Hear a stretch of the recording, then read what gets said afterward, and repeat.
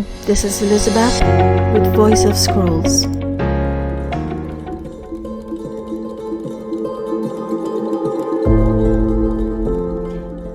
Hello, my name is Elizabeth, and I'm very pleased to interview my friend TISH about her new book, My Journey to the Earth.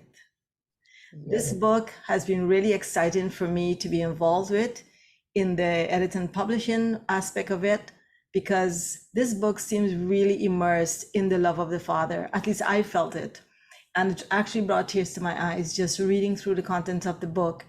And there are many chapters in this book that I feel that would stand out to you personally. I want to ask you, Tish, how long did it take you? What brought you to this place of publishing or writing a book like this? Thank you so very much, Lisbeth. You are a gift. When Father asked me to bring this book out, I didn't know who was going to publish it for me. I was scared of almost everything. I didn't know what to think of all this whole thing, but he brought you my way and you held my hand through it all. And I am so grateful that you happen to be my publisher, and friendship and so much love has developed between us. This book started off with my relationship with Father. I believe the book has always been there in me because I've always asked questions. I've always wanted to know the purpose of life and what we are doing here. It's always baffled me, even as a child. So I believe this book has always been in my heart. Around 2016, I think, when I first started writing or putting ideas together for this book. And within days, I had the whole book. I knew what I was going to write about. I knew the whole story. I just knew what the book was about.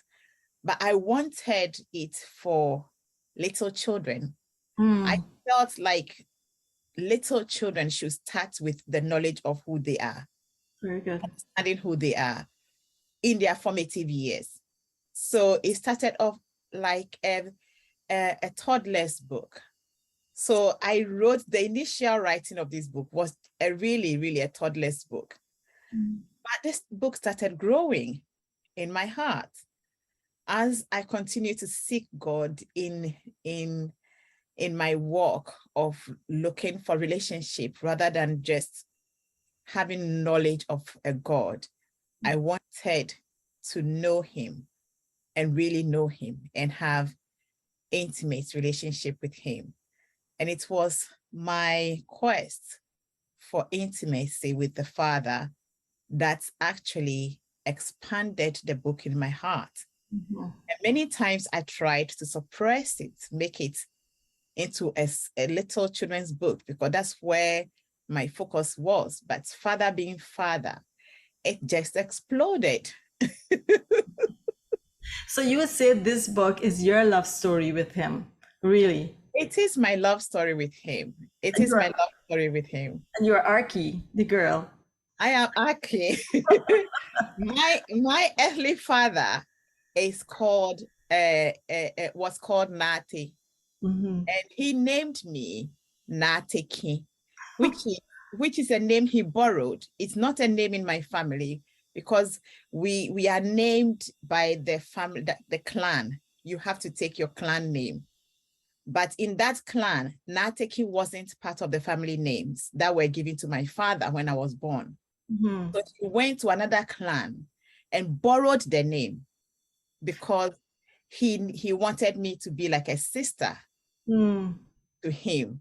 So this is my story with my dad. So in fact, my relationship with my dad until he died was like a brother and a sister. Very strange relationship. So coming to know Father, in the beginning, I was like the sister to Father God. And he had to move me from that to knowing him as Father and knowing Yeshua as my brother. So he showed me the two sides of himself, and then he showed me the Holy Spirit. So then I started seeing the Father, Mother, Brother in him. And this began to expand the book as I went along. You know, what the song of Africa is so poignant in this book. It's so potent. I could feel it. And I believe that really moves me deeply, because there is something that we spoke about this, right? About the writing and so forth. And this really, like the song, Kikere, Kikere, Joja, Joja, Ja, Ja, Ja. That song, I mean, I don't know the melody. If you want, you could give us a little taste of the melody. That song actually, it was very strange. When I got to that part of the book and I was writing, it was like I wasn't here. And then as I was writing, I could hear this song. I knew this song from my university time in Ghana, and I didn't know who wrote it. And it's Kekere Kekere Joja Joya Ya Ya Ya. Kekere Kekere Joja Joja Ja Ja Ja. Kekere Kekere Joja Joja Ja Ja Ja. Meba o. Meba, meba, meba, meba. And it kept repeating itself as I wrote.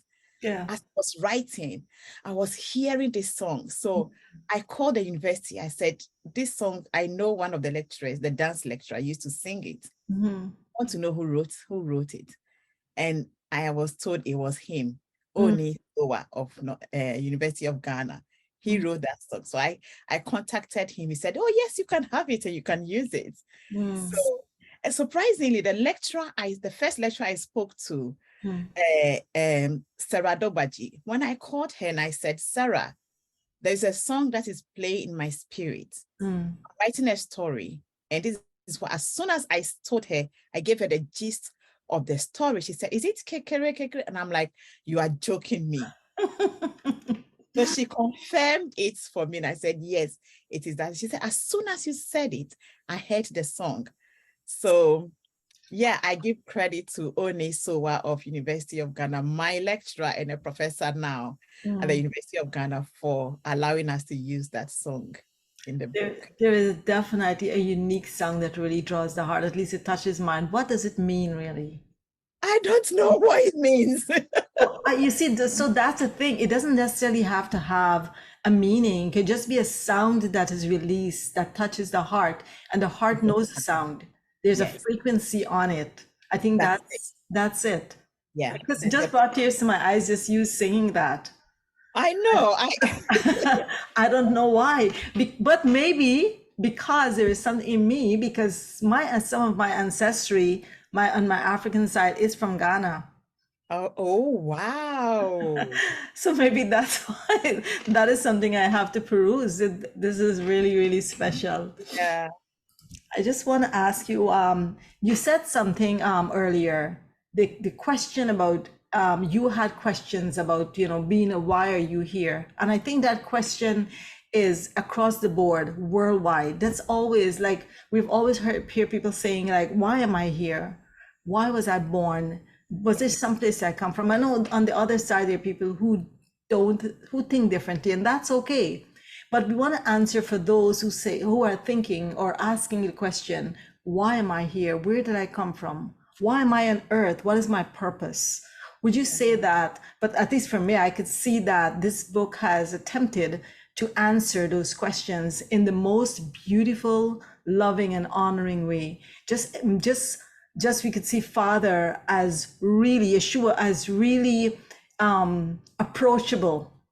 Yeah. Real, like a real, I know this may sound bad, but like a real person that we could actually have a conversation with him. I know many of us know that already, but for those who don't know, I would like you to talk a little bit more about that, about the reality of knowing him as our Father.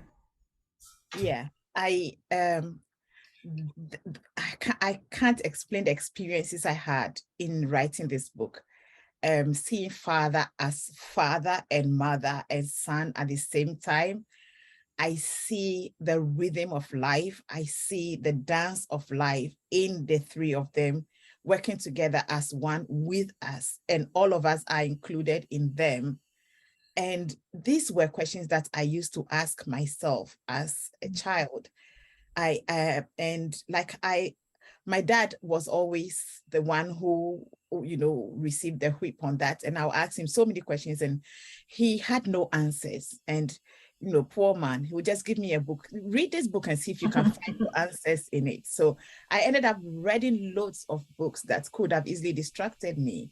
There was a time in my life when I rejected Christ. I said, well, if he is that God who puts his children in fire, then I'm not going to worship him. In my teenage, I struggled with so many ideas and thoughts. I mean, and then in my life, gradually, he started showing me who he really is to me. And I remember my really critical times in my life, in my 30s, 35, when my children were very young, we were going through such hard times. And there were times when I would pray and call on him, and I would feel his arms around me in the night to calm me down. He knew what I was going through. And he showed himself. There was a time when my daughter was going through to have some surgeries, very critical surgery. And I prayed and prayed, and I'm like, I don't want the surgery. I just wanted to touch her. And he led me to somebody, and it was the strangest thing. And it was just somebody out of the blue who came to me and told me they had a similar surgery and it worked. This was the day before the surgery and I hadn't signed the papers. And she used the word, she said it was a miracle. Go and do it.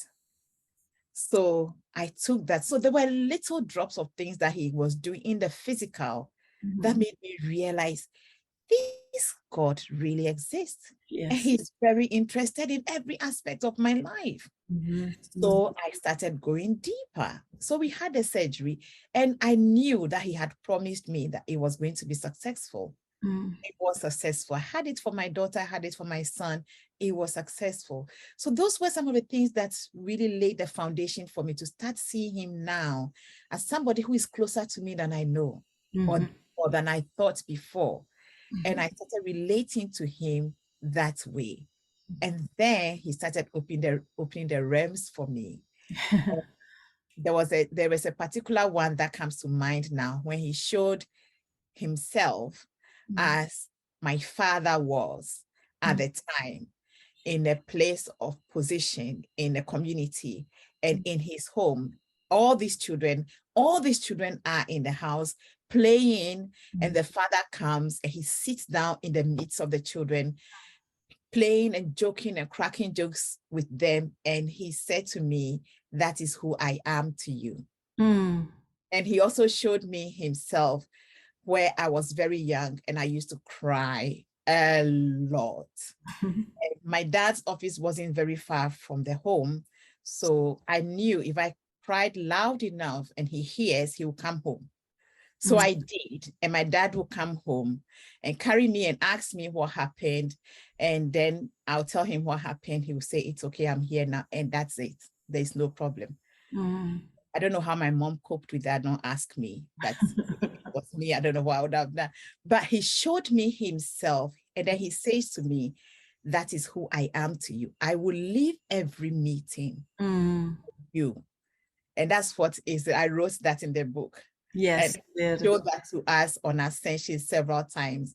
And there was a time when we actually met him in a place in the heavenlies.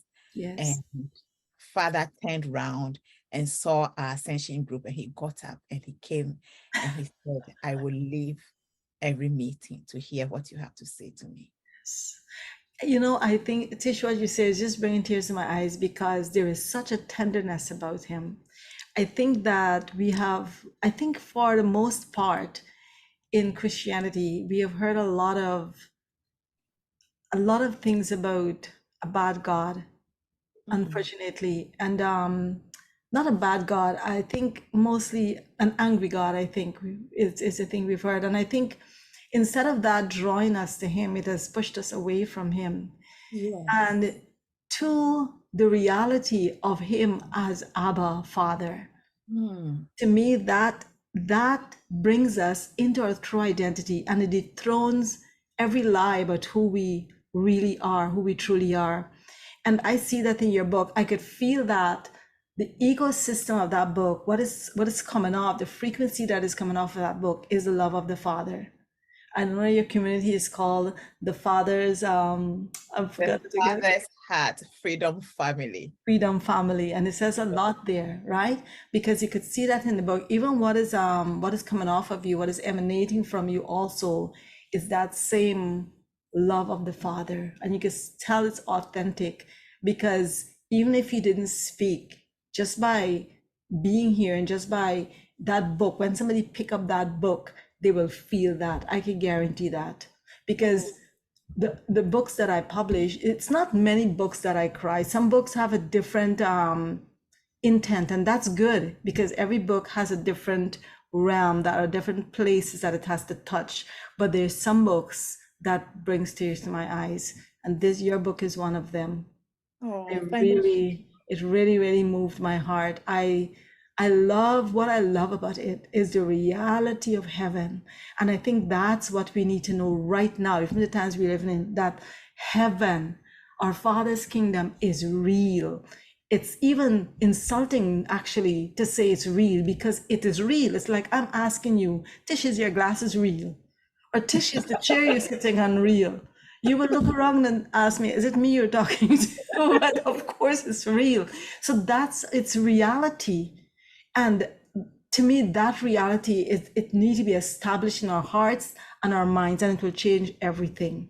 One of the things I read a lot in your book, it's about the mountains, the echo mountains, and the traveling, and the horses, and Paloma. Oh my goodness. I feel like if I know Paloma already. And what's your Jeff, one of your angels. Jeff. And what's her name? The little one that is always what's her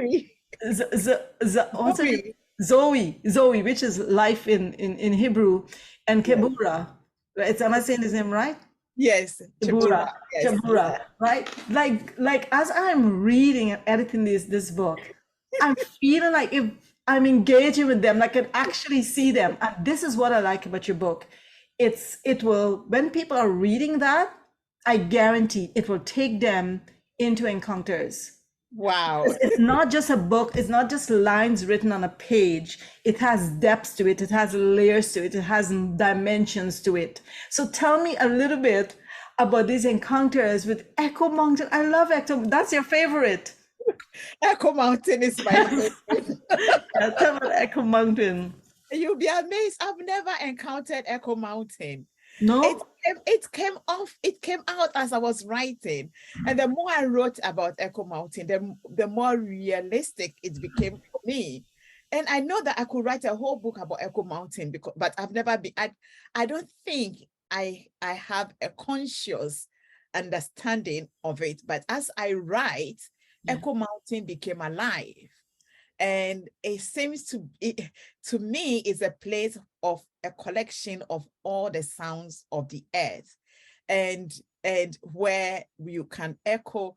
I grew up in a very isolated home, so we are like the only house in the middle of nowhere. So we made a lot of noise. A lot of that background came into the book. We made a lot of noise in the sense that you could be at once end of the house and scream to the other end of the house, and we play a lot of hide and seek and something called pilolo, all these things that we did in those houses. They were massive houses with massive play areas for us, and bushes and trees. So I grew up in that environment. Somehow when I spoke about Ahava. Ahava, meaning love, of course. Yeah. Ahava, where all the children of light lived. I saw an expansion of my childhood. I had a very, very beautiful childhood, and I saw an expansion of that in Ahava.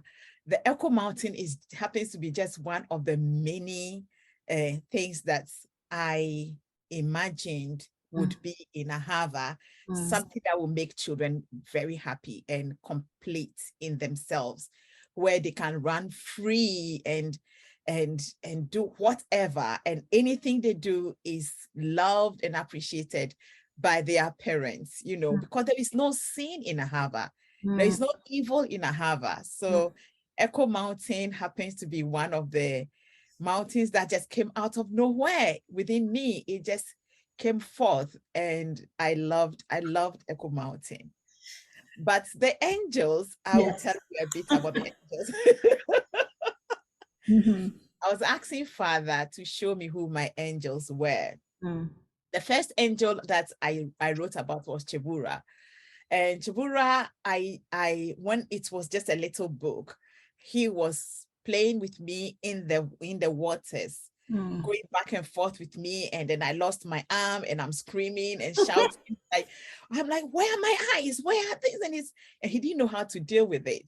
But there was a time when I go for walks, long walks, and I asked Father to show me who my angels are.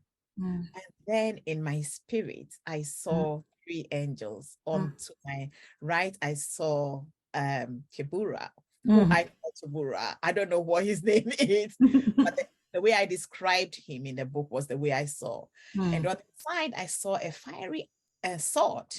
And behind me, I saw this angelic being that looked like a woman. So those were the 3 angels I described. So these were Aki's angel that she came onto the earth with.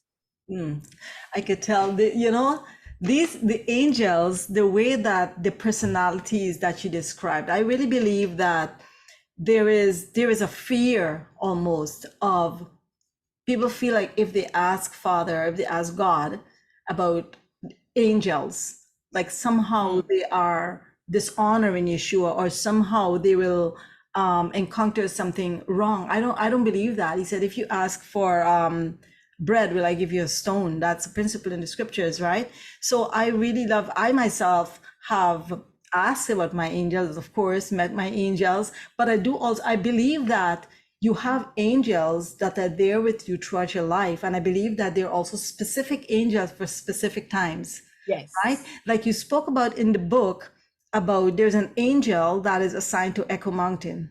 Did you speak about that? And that he gathered all the songs. So that was beautiful, of the different tribes. And that you're able to engage with each sound, just like quite like the song that you released just now. It wasn't necessarily something that you translate. It was a sound, like the sound of a shofar, but different sounds that is unique to different tribes and nations. So tell me more about the angel that gathered all the songs of the earth. So in an encounter, we started learning about frequencies. I had never heard about sound frequencies and all those things. We first encountered sound frequencies in the heavens. So I started wondering about them, and I started hearing about them. I'm thinking, wow, if sound is that powerful, and we know in history that we have imagined that a lot of creation came out of sound. You know, there was sound technology that we have lost now in our generation and everything. But then I think what did a trick for me was, on an ascension, we met the bowls, the sound bowls, the different sound bowls in different frequencies. And it was amazing, amazing sounds. And then I thought, with the whole thing with the Echo Mountain, I kept feeling and seeing sounds of different cultures and sounds of everything on the earth, including the sound of stones. How we are all supposed to come together and give a symphony of sound to creation. And the purpose of, I believe the purpose of sound is to create beauty, to harmony, to create unity. Yet we have separated the sounds on the earth. So we have sound that belong to these people and that people. So because we are not connecting, our sounds are not in harmony. In Echo Mountain, you get to hear the different sounds, and we follow the sounds and we seek to know the sounds, but the sounds all are working together in oneness. Yes. You see what I mean? So this is the image, yes, or the imagination and the feeling that comes with Echo Mountain. and that's quite like a symphony. I think there is a longing in creation for, or humanity, for that unity. You hear even in churches, we talk a lot about unity, and we may get it wrong as exactly what it looks like, but I think in the heart, deep within our hearts, there is that longing for that union, because it's embedded in the psyche of creation, for that union, that oneness. Because let's go right back to the old covenant. It says, behold, O Israel, the Lord your God is one. So that oneness is something that our Father himself has released into the psyche of creation. That's why I believe there is that longing for that. Because in an orchestra, when we have, you might have 500 people, or you might have 50 people in 100, 500 people in a choir, or 20 or 40 people, or I don't know how much, in an orchestra, and there has to be this union of sound where everyone play their part and their instrument, that they express powerfully and excellently, and together, wow, a symphony of worship. Yes. And I believe that the sounds, the different sounds carry us into different realms. I believe sounds are portals that open up into realms that we may not necessarily be aware of, because some sounds move us. They move us differently. And I look at I love watching baby and children's little TikTok programs, and see the way the little kids are able to move to the sounds. They already have it within them, so that's why I said that in Echo Mountain you can easily get lost, because you could be carried away by the sound of creation into the creation. That brings me to Acts chapter 2. Acts chapter 2. And it said, let me use the old King James, and the sound was noised abroad, that everybody heard their language spoken. So again, we see sound even in the form of tongues. Like, we would ask ourselves, why would the Lord give us this gift of tongues, of speaking in multiple languages, right? Because there is a sound associated with it. And that brings me to a part of your book that is a beautiful song. Again, you have the interpretation here, but let me see if I could say it rightly. Awuni miba, right? Na miba. Forgive me. Could you say that for me? That's a Ga song in Ghana. The Ga tribe, they are also known as a tribe that is linked to the Hebrew culture. I am a Ga. And this is a call or a proclamation of the coming of the kings.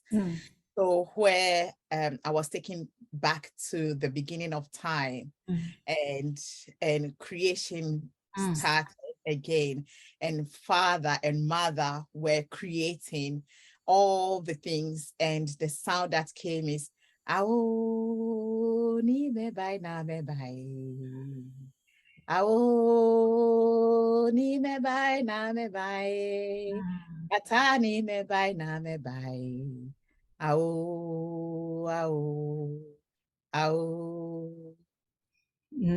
Ao, ao, ao, ao, ao, ao, ao, ni me bai na me bai. Oh man. Ao, ni me bai na me bai.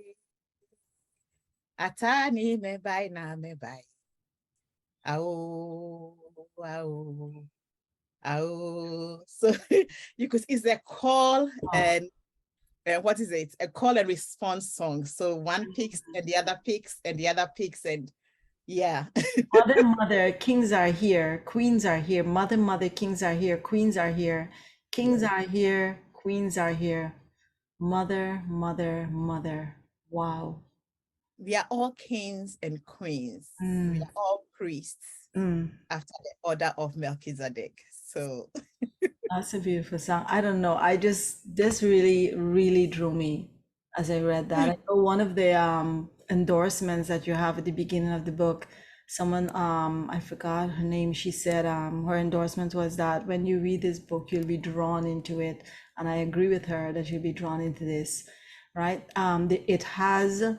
It's not a big book. It has 6 chapters, I think 95 pages, but it has so much in it that we could sit in one chapter and engage with what is being spoken. You know, there's when we and that we just I think we spoke about there's that chapter 1, chapter 2. Let me see. I have it right here. Tish, could you just show the cover of the book whilst I'm just yeah. This is the book. Oh, Okay, yeah. I know that's okay, good. That's very good.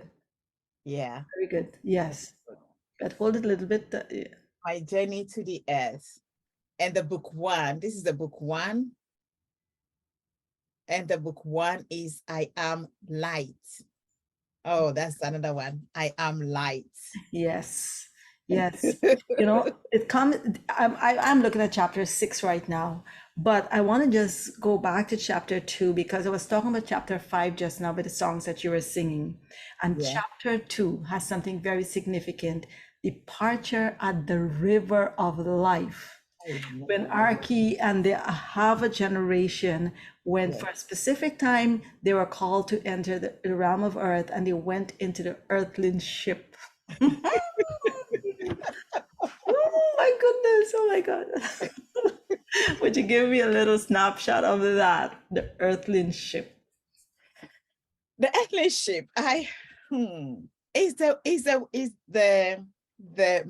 woman. The womb of the woman, yes. The womb of the woman is the Earthling Ship. Is the woman is the ship that carries the cargo, that carries the baby, Yes. that carries the child, the light that comes from the heart. So Ahava is a place in the heart of Father.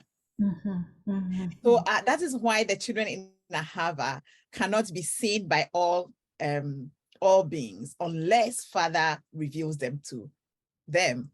So for me, Ahava is a place for all the children who are yet to be born onto the earth, but they all lived in the heart of Father and in the mind and in his mind and in his thoughts. So this place where we all live is all, which is in light, because Father is light. Yes. Now we have to come and have an earthly experience, and we choose to come. You can choose not to come. You can choose to live in his heart forever and decide not to come on the earth. But when he asks, we say, yes, I would go. So every generation, a group of children decide they will go. They choose to come on the earth for the experience. And before you come, you have to go through series of training. So different people who have been to the earth, different people will come and teach you. So this Ahava generation, this particular generation pack, they are the generation that shall restore. They have to come and restore. We are the big generation that has to come for the beginning of the restoration of all things. Okay. But you cannot, the earth is the only place that you can't enter except going through an earthling. An Earthling Ship. Have to be carried by this ship for a number of months. Wow. Arki's experience in the waters of the Earthling Ship, you know, and that was really amazing because she looked up and she saw this pinkish sky and she was confused, and then her arms, she couldn't find her arms, and her poor angels were so confused about it, and it was like overwhelmed, and she go like, why is everybody using that word? And then strength came. Oh my word. Strength said, yeah, everybody. She said, everybody, you said, Arki said, everybody's using that word because they've never seen you in this form before. I know. Oh my, oh my, oh my, Tish. Can you imagine the confusion of a child having entered the womb of a mother for the first time? I mean, if we are conscious at that point, can you imagine our confusion? Where am I? Where is everyone? I mean, I'm from this happy-go-lucky place, and now I've entered this water and I'm all by myself. Or sometimes not. I'm glad you addressed that. Sometimes it's not one person in the Earthling ship, but sometimes it's 4, it's 2, it's 8. You know, that's something to think about. Like, you just even reading that section of the book, that for me at least, I would sit down and think about the reason why. I know we have scientific reasons why it broke into the eggs, but I would ask, what is the real reason why one would come, and then sometimes two would come together, and then sometimes one would leave and say like, bye, I'm going back. Exactly. Yeah. I think I addressed that in the book too. Why some go back, some come as disabled. Why I addressed that in the book too, which I believe is going to be equally fun. Book 2. I'm looking forward to book 2. So on the last chapter I have open here, I am a scroll. Oh, yes. That is extremely significant, because I think if we could understand that we ourselves are words that speak, or a scroll, or a book to be read, and sometimes that book is not necessarily read in verbal language, even though it does, there's a part for that, but it's just read by our surrounding ecosystem. Exactly. Our internal ecosystem would give expression to a external ecosystem. And I really believe that this last chapter is very, very significant. When it says here, slowly I open my inner eyes, I think the words that you use is significant for understanding and strength. Smiling face came into view, and she said, welcome back, because you had a massive encounter back with Father, right? Yeah. And then she went on to said, you went into the very beginning of creation and gathered all of creation into yourself. And that line alone gives so much understanding to something, because, you know, scientists are coming up more and more that we are made just like the earth. We all know that commonly, that we all made just like the earth, but there is so much more that we're understanding now about the universes, or the multiverses, or the dimensional realms. So more and more we're understanding that every part of us, the internal worlds and the external worlds, really look like creation. Yes. Everything is in us. Everything in it. He created us from the dust of the earth. So everything, our DNA is connected to everything. So everything is within us. And again, in the book too, we will go, she will begin to go to the garden of her heart, because towards the end, Ima, who is Holy Spirit, my mama. Yes, yes, yes. Ima tells her that she will learn more from the garden of her heart. This is the Garden of Eden. It's already in us. You know, Songs of Solomon tells us you are a garden enclosed. So the whole of the universe is inside us. And Yeshua said the kingdom of God is in you. So in book 2, we explore more about the garden of the heart, and how in the garden, as the child is growing in the womb, the child is able to escape into the garden of the heart, to meet the other siblings, to be with Yeshua, to be with Mother, with all the angels and everyone. It's just like a Hava all over again. They continue to learn. So even in the womb, they continue to learn and talk about the changes that are coming in the. So it's going to be awesome. I'm But looking forward to it, the book too. yeah, but we everything that is outside us that we see is inside us as well. Well, Tish, this book is significant, and actually I am thinking, I hope this book could be made into a series, like a Netflix movie series. I've heard a lot of people are saying that to me. Yes, yes. Somebody called me and she was almost in tears. She said, look, Tish, have you seen Avatar? I said, yeah. She said, this book is like Yes. And you know, it's okay, because we don't want to get I want like when people listen to this interview, that they don't get tied up with, you know, irritations about you know, oh, you said imagination, or oh, you said this, or you said that. Just, I would say, just chill, enjoy, and go ask Father. Just go to him directly. Sorry, I'm getting really overwhelmed now. and move, because the thing is, right, Yeshua said that when the Spirit of truth is come, he will lead you into all truth. And there is no fear in love. Our Father is love. Love in all its facets. I mean, love in everything. I mean, he is a consuming fire also. I'm talking the full facet of his love. I'm not just talking about a kind of love that we think that is propagated, that, Yeah. you know what I mean, right? But what I'm saying, right, is that we could ask him. He's approachable. He said, It's come, approachable. come, let us have a talk about it. Those It's things are approachable. not right and things are not like you feel, I could fix them. So this whole thing is about an invitation, Yeah. to come hang out with God, To talk come to find him. out more. Yeshua Yes. has made the way. He said, Yeah. I'm the door, I'm the way in, come, Come right? And the in. invitation is always to come. And I Yeah. love what this book has, what you have really taught. I don't know if you thought it's a story, it's your story. It's your story with him, your love story. Right. And I believe because it's an authentic love story, that's why it makes us cry. Because I know I'm not the only one who cried. The lady just spoke about, and I know somebody else A lot of cried people are reading it. Yes. Yes, right. And I honestly really feel that if this book is made into a series, it would be really impacting, really potent Wow. for all of Thank us. you. Part one, I, part two. I just want to acknowledge Mike Parsons, because he forwarded the book for us. And when before I sent the copy, I'm like, oh, Father, are you sure Mike Parsons doesn't have time? And I sent it to him, and he did. And when I saw what he wrote, I was tearful. I'm like, oh my goodness, Father, what is this? Thank you, Father. And this is what he said. He said, in these troubling and sometimes confusing times, the world in which we live on the surface can seem so dark.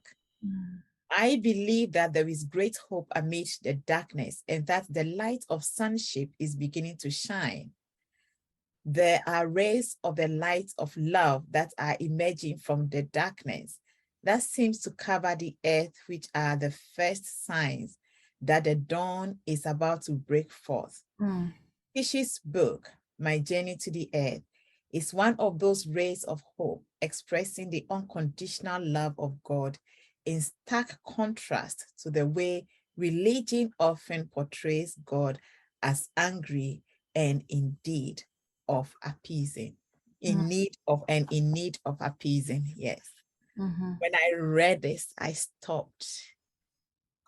I'm like, wow, Father, this is something else. It is something else. Well, Tish, we're all looking forward to your second copy, your second series rather, part two.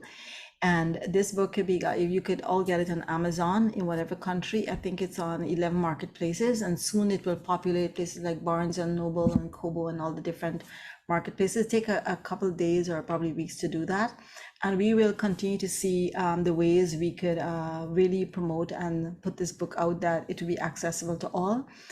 And if you would like a copy of this book and you find it difficult, depending on what part of the world you are, just contact Tish and she'll be able to tell you, and we will connect concerning that. So thank you, Tish. Any final words concerning your book and before we go? I just want to say that I sincerely believe this book was birthed out of love. In my trial, in my darkest moments, I found the light of God and I held on to it. And that light is love. I found him in my darkest moments. And ever since I found him, I haven't left him. And this book was birthed out of love, out of a love relationship with Father. That's how this book came about. And somebody said he touched it and said, Father, let your truth come forth from this book. Let the light of your truth come forth. And he saw light on the book. So he called me and said, Tish, this book is not an ordinary book. I believe it's not an ordinary book. I am light. Yes. Every human being on this earth, I believe, is powerful and is capable because they have all the potential in them, because they are greater light than created light. So there's nothing we can't achieve on this earth. So I'll just encourage everyone to receive this book with an open heart and an open mind, and always seek truth in reading it. And if there's something in it that doesn't resonate with you, it is okay. It's quite okay. Shelve it and allow the Spirit of truth to minister to your heart. All we need. We all don't have the total truth. That's true. That we can all say what we are experiencing and what we are receiving. And that's what I shared in this book. Thank you for that. God is love. And I'm sure it's better said in another language, maybe the Hebrew language, but God is love. And we all know that love, when you fall in love, it changes everything. It affects your brain cells, your heart, your physical body. You could feel you could run a mile. So, you know, love, the highest frequency, it really changes everything. And I think this is what this book is about. It's about the love of the Father. Thank you, Tish. Well done. Thank you. Thank you. Thank you. You're an amazing, amazing publisher. Thank you so much. God bless you. Thank you. Okay, bye all. Bye. That's the end of our interview today. Bye.